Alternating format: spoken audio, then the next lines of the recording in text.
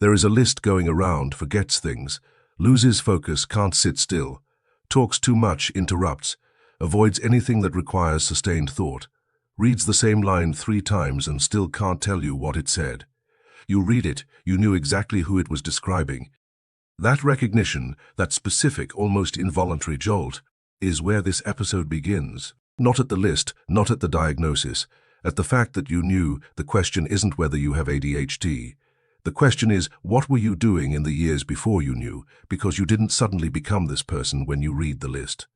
You were already this person, for 20 years, maybe 30. So what exactly was happening all that time? Donald Winnicott had a name for it. He called it the false self, and he was careful to say it wasn't a lie. The false self is a protective structure. It forms early, usually in childhood, when a person learns that their actual responses, their real tempo, their real distractibility, their real relationship with time and attention are not acceptable, are too much, are wrong. So a second person gets built. This person shows up on time, or apologizes convincingly when they don't. This person makes lists. This person prepares twice as hard as everyone else to appear half as capable. This person has learned to perform competence so thoroughly that the performance becomes indistinguishable from the person. For a long time, this works. The false self is not your enemy. It kept you employed. It kept people from leaving. It kept you in whatever way you needed to be kept. But Winnicott was also clear about what it costs. The false self, over time, does not protect the true self. It buries it.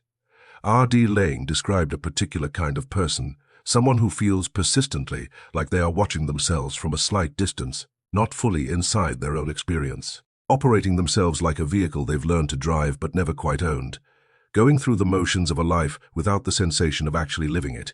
You may have attributed this to depression, or to being not present enough, or to some unnamed deficiency in your character. Laing would say something more specific. When a person spends years maintaining the gap between who they are and who they are required to be, that gap becomes structural. It doesn't close at night. It doesn't close on weekends. The effort of operating the constructed person becomes so automatic that you lose access to what was underneath. This is what chronic ADHD compensation looks like from the inside. Before the diagnosis, not chaos dissociation, not failure. The eerie efficiency of someone running a very demanding program in the background constantly while trying to hold a conversation. Jean-Paul Sartre had a term for what came next, bad faith. But this isn't the version people usually quote. You didn't not know you knew, in pieces. You knew in every missed deadline, in every room you walked into and forgot why, in every conversation you left feeling like you'd failed some test you hadn't been told was happening. In every opportunity you quietly stepped back from because you couldn't trust yourself to sustain it. Each of those pieces was evidence, but you didn't let the pieces form a conclusion, because a conclusion would have required you to admit that the problem wasn't effort, wasn't focus, wasn't character, wasn't fixable by waking up earlier or making better lists. The problem was structural, and if that was true, if the problem was built into you, then all those years of compensating, all that elaborate machinery you'd constructed just to function, meant something different than you'd allowed it to mean, so you kept the evidence scattered.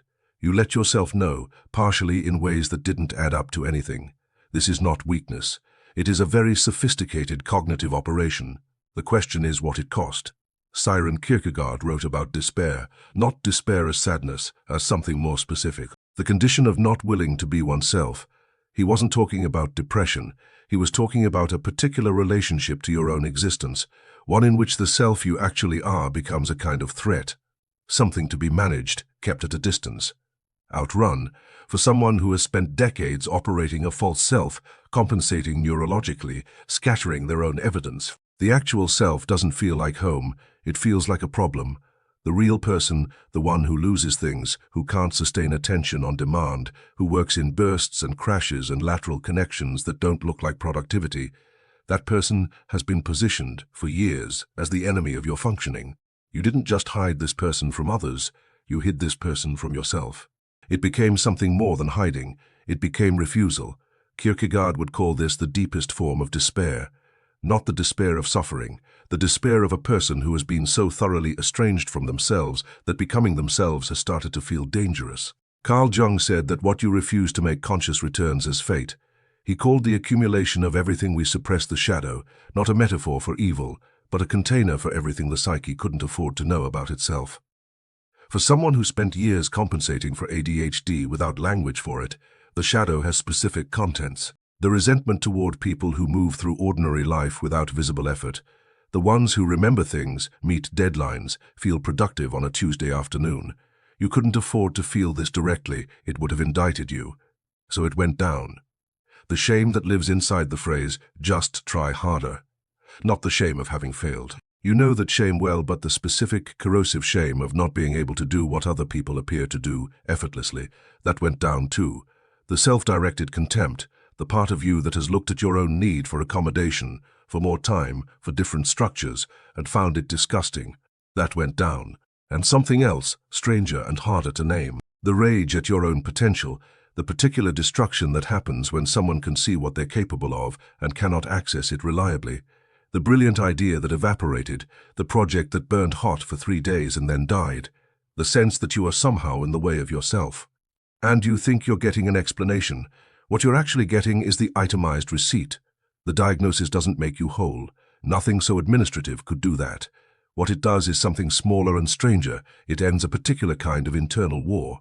The war where you are simultaneously the person who can't quite function to specification, and the person who believes, at some level, that this is a moral failing, the prosecutor and the defendant, the judge and the evidence, that war doesn't have a winner, it has casualties.